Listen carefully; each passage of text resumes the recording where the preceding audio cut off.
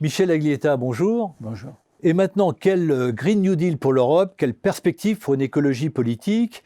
Un article rédigé au sein d'un livre pour le CEPI, l'économie mondiale 2021, que vous avez rédigé, coécrit avec Étienne Espagne, qui est économiste à l'Agence française de développement.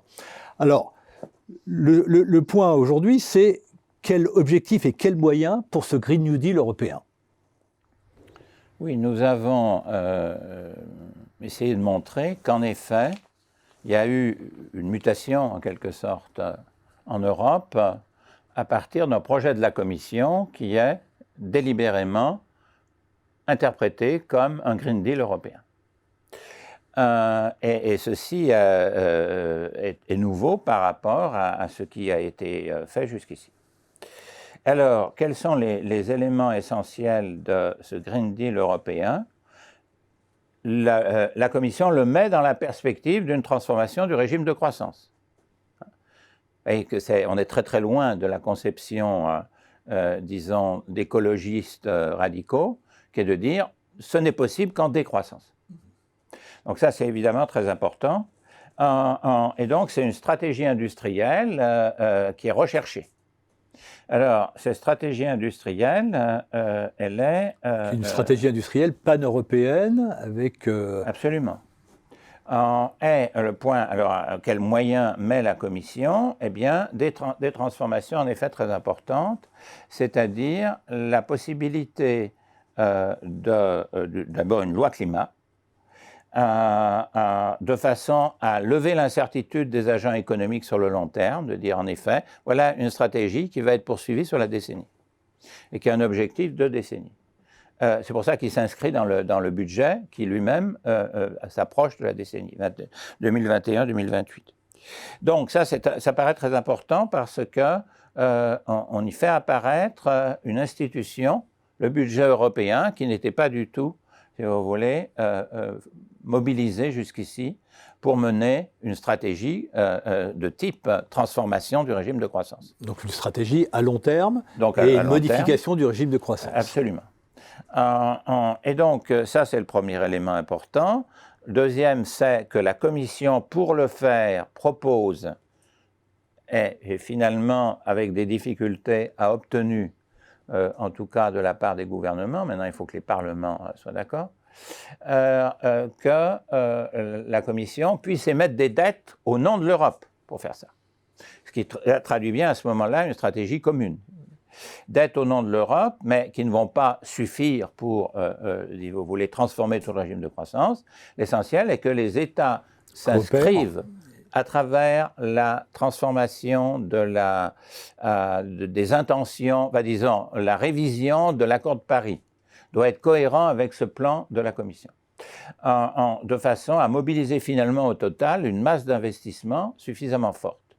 Voilà, ça c'est évidemment l'aspect le plus important de ce Green New Deal européen.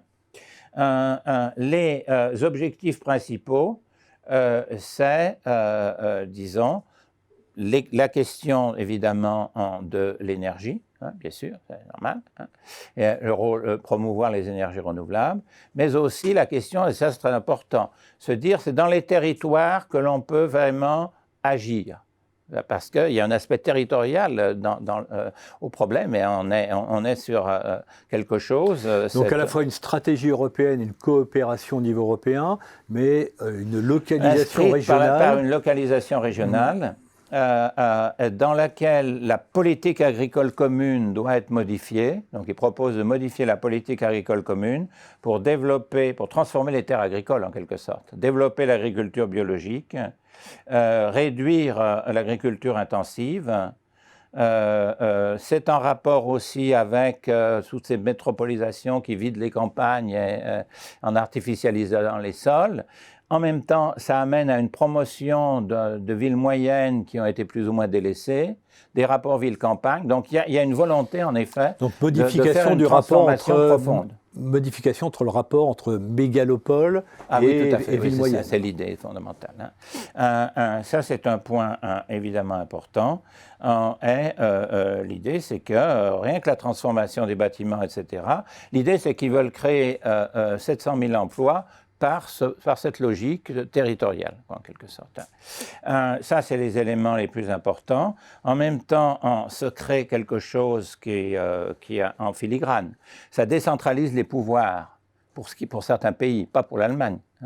Mais pour nous, par exemple, ça veut dire que les collectivités locales doivent prendre des pouvoirs de décision ou intercommunal, des pouvoirs de décision en rapport avec les citoyens, donc l'idée de démocratie participative, pour mener certains projets dits d'économie circulaire, c'est-à-dire d'interrelation au niveau local et régional entre des entreprises, des groupes de citoyens, des collectivités locales. Voilà. Donc il y aurait un élément important derrière ça.